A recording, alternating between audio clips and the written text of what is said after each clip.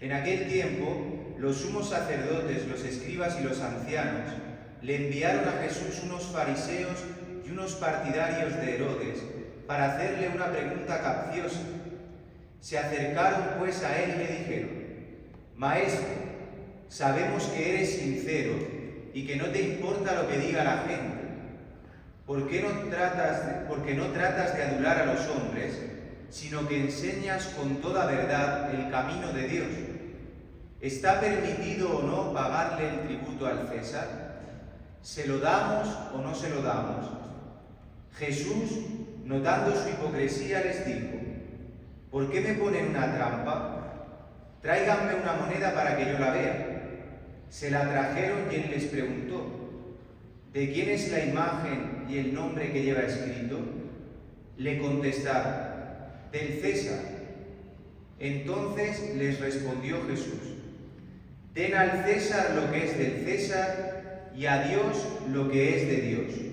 Y los dejó admirados. Palabra del Señor. Gloria a ti, Señor Jesús. Bien, siéntense un momento, queridos hermanos. Bien, hermanos, no sé si escuchaban lo que decía la primera lectura de hoy, pero es interesante y a mí me recordaba un poco al libro de Job, porque Tobías es imagen de este hombre justo, ¿no? Que le ocurre, digamos así, la desgracia, y todavía en su desgracia sigue viviendo en la voluntad del Señor, no se rebela. Ella aparece su esposa, Ana, que frente a esta ceguera que sufre su esposo, tiene que dedicarse a tejer para vender y sostener a la familia, y recibe este regalo, pero Tobías sospecha, ¿no?, de que ese regalo no viene de Dios, no es un regalo, sino que hay algo mal, ¿no?, porque era un animal grande para el sacrificio, y basta que Tobías le diga a su mujer esto para que salga toda la pus que lleva dentro.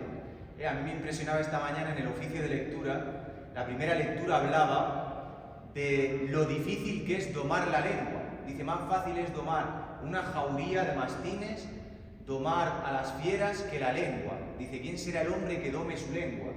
Porque la lengua, dice, a pesar de que tiene doble freno, que son los labios y los dientes, pero ¿a cuántos no hemos matado con nuestra lengua? Pues basta que un poquito le pique para que salga de esta mujer la voz del demonio, porque al final le dice: ¿dónde está ese Dios bueno? Tú que has sido tan bueno, ¿dónde están ahora tus limosnas, ahora que te ha dejado ciego? Será lo mismo que sufrirá Job. Y quizá tú también estás viviendo así, que estás en la iglesia y piensas que estás aquí para que te vaya bien, porque vives religiosamente, pero no vives con fe, vives religiosamente. Tienes un trueque con el Señor: yo hago para que tú me des. Ya aquí en la iglesia nadie te ha dicho que por estar aquí te va a ir bien. No se trata de eso, porque así vive quien no tiene su esperanza puesta en la vida eterna. Quien tiene expuesta su esperanza para este mundo, pues es el más desgraciado. Por eso dirá San Pablo que si no existe la resurrección de los muertos, comamos y bebamos, que mañana moriremos. Nada tiene sentido, somos los más desgraciados. Pero no es así. Y hoy lo vemos en el Evangelio. Interesante este Evangelio, porque aparecen estos fariseos, sumos sacerdotes y ancianos. Digamos que en el tiempo de Jesucristo había como dos grandes bandos, ¿no? Estaban por un lado los fariseos, que eran los representantes de la religión más pura, cumpliendo todas las cosas de la religión, del judaísmo. Y por otra parte están los herodianos, que eran los partidarios del Estado, del Imperio Romano, los que estaban a favor. Digamos que unos estaban a favor del templo, de la religión, y otros a favor de lo civil, de los romanos, del imperio. Pues bien, estos dos tienen algo en común, que tienen a Jesucristo como enemigo. Por eso a ellos, en el fondo, no les importa lo que le están preguntando al Señor. Van con una trampa. De hecho, el Evangelio lo dice bien claro: iban con una pregunta capciosa, es decir, iban a cazar al Señor, porque no reconocen a quién tienen delante. Van con malicia. Y a mí esto, viendo un poquito, escrutando este Evangelio, digo: ¿cuántas veces no has ido tú con malicia a la iglesia? Porque muchas veces vamos con nuestra perversidad a preguntar. Vamos muchas veces vas a confesarte, y tú sabes lo que tu conciencia te dicta dentro, tú sabes cuál es la verdad, pero en el fondo vas a tentar a Dios, a ver qué me dice el padrecito, y por eso luego te encuentras con gente que dice, es que el padrecito ayer, aquel, me permitió esto, a mí me ha tocado verlo. No es que el padrecito de tal templo me dijo que ya me podía cerrar a la vida, que yo ya había cumplido como madre. ¿Y quién es el padrecito? Para decirte lo contrario a lo que dice el magisterio de la Iglesia y a lo que ha revelado Dios. ¿Quién eres tú y quién soy yo para ponernos en el lugar de Dios y dictaminar lo que hay que hacer y lo que no hay que hacer? Eso ya lo ha revelado el Señor, ha dado un camino, un decálogo, 10 palabras de vida, en la que nos ha indicado un camino, y por supuesto todo el magisterio de la Iglesia y toda la Escritura, que solo sabéis conociendo la Escritura, ya tendríamos que tener una luz de guía en nuestro camino. Por eso puede ser que vamos con la perversidad, esperando que me aprueben mis pecados, y te conformas diciendo, no, yo voy a este templo porque el Padre me gusta, es suavecito y me dice que Diosito me ama mucho y que todos nos vamos a ir al cielo. Vives en un infantilismo. Cuando la Iglesia no está para darte golpes en el lomo y decirte, venga, vete al infierno, qué bien estás, hijo mío, no. La Iglesia está para despertar tu conciencia y hablarte en la verdad, con caridad, pero en la verdad. Por eso, estos van con esta perversidad y agarran este denario, que era una moneda que tenía como unos 7 gramos, me parece que era como de plata, y que tiene inscrito el rostro del César. Esto para los fariseos era algo ya casi que significaba el mal, ¿no? Porque para ellos no se podía representar las imágenes, ¿no? Como había dicho Dios en el Éxodo. Luego Jesucristo nos mostrará otra cosa y otro camino.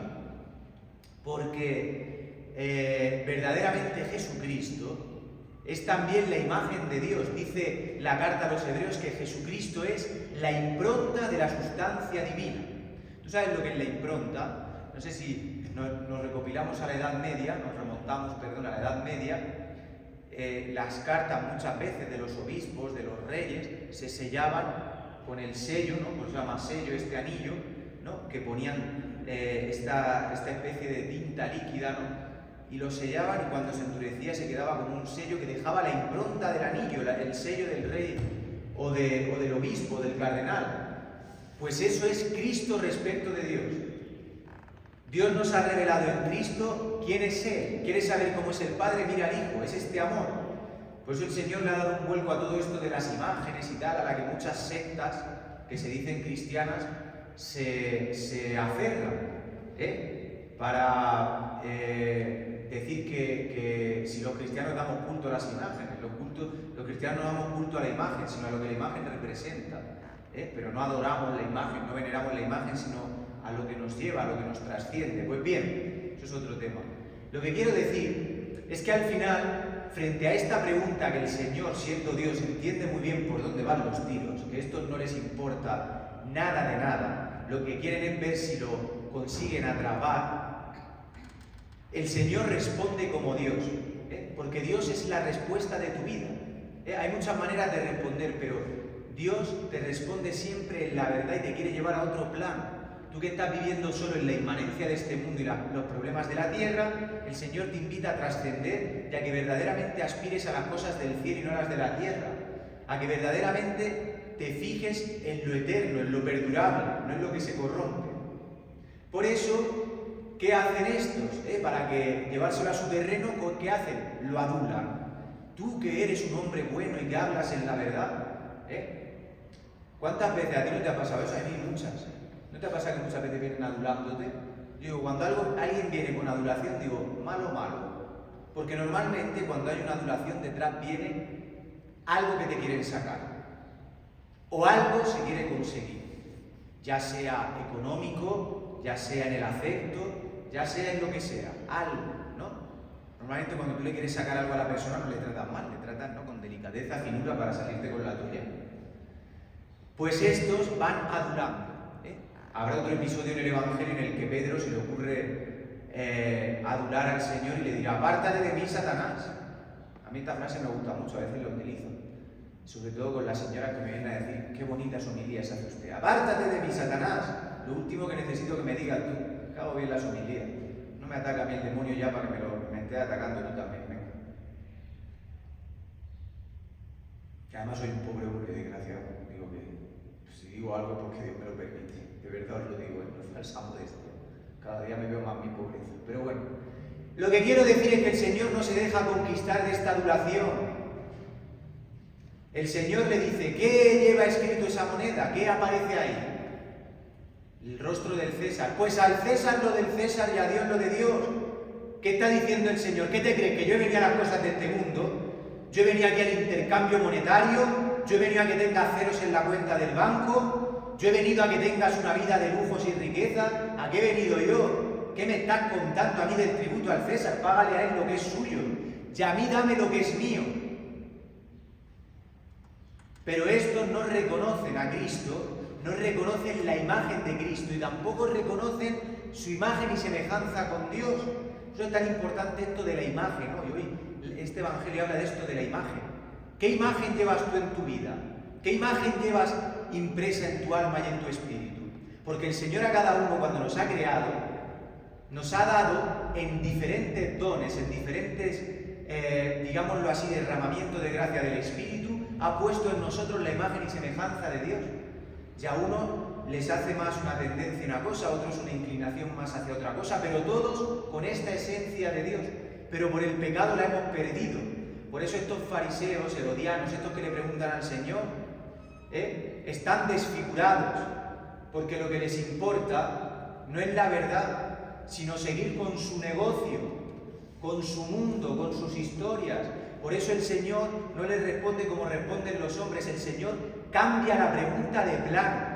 Ellos le están preguntando de cosas de la tierra y Él se la lleva a la escatología. A Dios lo de Dios. Pues hermano, aquí el Señor que nos está diciendo, porque tú puedes estar muy alienado con la iglesia y decir, no, pues yo es que voy a la iglesia, pero bueno, evado impuestos. Yo mis negocios los hago en negro, para poder facturar yo más.